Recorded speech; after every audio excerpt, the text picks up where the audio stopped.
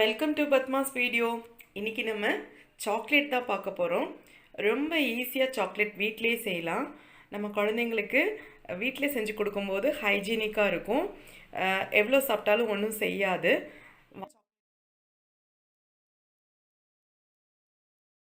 இதை எப்படி செய்யலான்னு பார்க்கலாம். அதுக்கு முன்னாடி புதுசாக பார்க்குறவங்களும் சப்ஸ்கிரைப் பண்ணாமல் பார்த்துட்ருக்கவங்களும் ப்ளீஸ் சப்ஸ்கிரைப் பண்ணி என்னோடய சேனலை சப்போர்ட் பண்ணுங்கள். இதுக்கு நம்ம ஃபஸ்ட்டு ஒரு கப் எடுத்துக்கணும். நீங்கள் எந்த கப் எடுத்துக்கிறீங்களோ அதிலே தான் எல்லா பொருளும் மெஷர் பண்ணணும். நான் இந்த கப் தான் எடுத்திருக்கேன். இதில் பால் பவுடர் பாதி கப் எடுத்துக்கணும். பாதி கப் கொக்கோ பவுடர் எடுத்துக்கணும். அப்புறம் சுகர் பார்த்திங்கன்னா ஒரு கப் ஃபுல்லாக எடுத்துக்கணும்.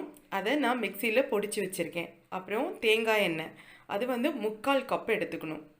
எல்லாமே ஒரே கப்பில் தான் நீங்கள் அளக்கணும். அப்புறம் வெண்ணிலா எசன்ஸ். இப்போ நம்ம எல்லா பொருளையும் சலிச்சிக்கலாம். Cocoa powder, milk powder, sugar எல்லாத்தையும் நம்ம சலிச்சிக்கணும். நீங்கள் சலிச்சிங்கன்னா தான் நல்ல பவுடராக இருக்கும். அப்போ நல்ல ஸ்மூத்தியாக கிடைக்கும். சாக்லேட் நல்ல அப்படியே சாஃப்டாக ஸ்மூத்தியாக இருக்கணும்.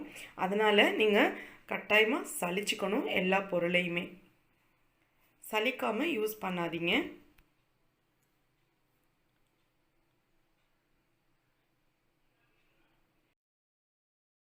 இப்போ இந்த எல்லா பவுடரையும் நம்ம நல்லா மிக்ஸ் பண்ணிடணும். Sugar, kho kho powder, milk powder மூணுத்தையும் மிக்ஸ் பண்ணி வச்சுக்கணும். இப்போ நம்ம டபுள் பாயிலிங் மெத்தட் தான் யூஸ் பண்ண போகிறோம். அதுக்கு இந்த மாதிரி ஒரு பாத்திரத்தில் தண்ணி கொதிக்க வச்சுருங்க. அதுக்கு மேலே ஒரு பாத்திரம் வைங்க. அந்த பாத்திரம் நல்லா உள்ளே போகணும். அதே சமயம் தண்ணியில் டச் ஆகக்கூடாது. இந்த மாதிரி நம்ம வச்சு பண்ணினாதான் சாக்லேட் நல்லா கிடைக்கும். ஃபஸ்ட்டு இதில் தேங்காய் எண்ணெயை ஊற்றிக்கணும்.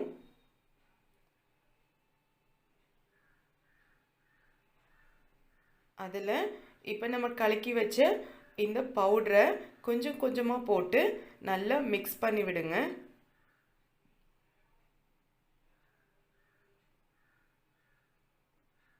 மொத்தமாக சேர்த்துடக்கூடாது. கொஞ்சம் கொஞ்சமாக போட்டு மிக்ஸ் பண்ணணும். கட்டிகள் இல்லாமல் நல்லா மிக்ஸ் பண்ணிடுங்க.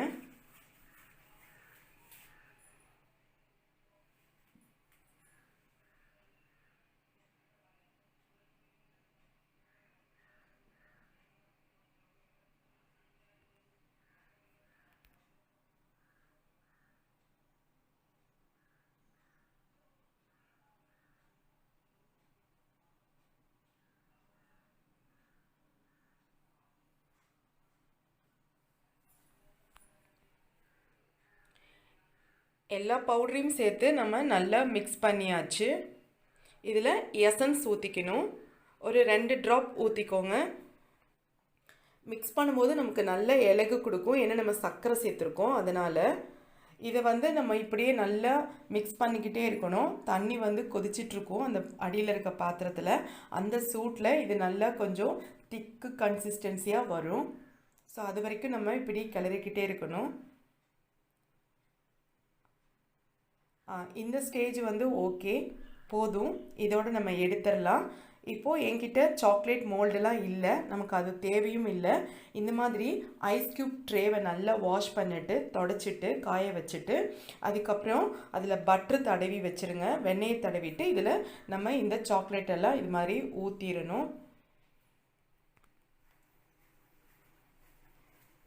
ஊற்றி முடிச்சுட்டு இதை நம்ம ஃப்ரீசர் இருக்குல்ல அதில் வைக்கணும். ஒரு 2 hours வைக்கணும். ஃப்ரீசர்லேருந்து நான் 2 hours கழித்து எடுத்துட்டேன்.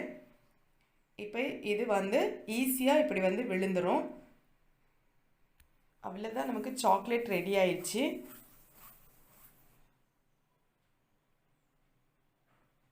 சப்போஸ் உங்களுக்கு வரலைன்னா லேசாக ஓரங்களை இந்த மாதிரி ஒரு கத்தி வச்சு அப்படி எடுத்து விடுங்க.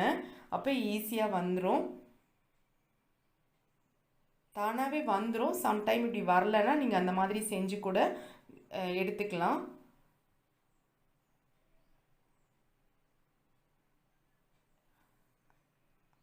அவ்வளோதான். இவ்வளோதான் நமக்கு சாக்லேட் செய்கிற வேலையும் ஈஸியாக சாக்லேட் கிடைக்கும். டேஸ்ட்டாகவும் இருக்கும். உங்களுக்கு இந்த வீடியோ பிடிச்சிருந்துச்சுன்னா லைக் பண்ணுங்கள், ஷேர் பண்ணுங்கள், கமெண்ட் பண்ணுங்கள். புதுசாக பார்க்குறவங்க ப்ளீஸ் சப்ஸ்கிரைப் பண்ணி என்னோடய சேனலை சப்போர்ட் பண்ணுங்கள். தேங்க்ஸ் ஃபார் வாட்சிங்.